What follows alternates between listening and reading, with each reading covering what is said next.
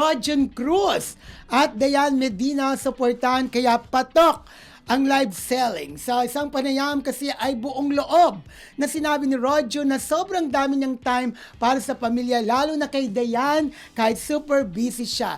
Halina at tunghayin natin ang kanyang buong pahayag sa ating video. Roll BTR.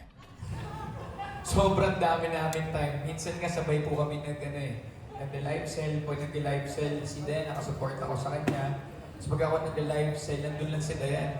So pag medyo mababa yung sales ko, wait, punta ka dito, tulungan mo ako, bilis. So pag pupasok si Dayan, tuloy-tuloy na yung pagtaas ng GMV. Tapos yun, pag wala naman kaming wala kaming work that day, lumalabas pa rin kami nila Isabela and Bukid. So na-enjoy pa rin namin yung time namin na family.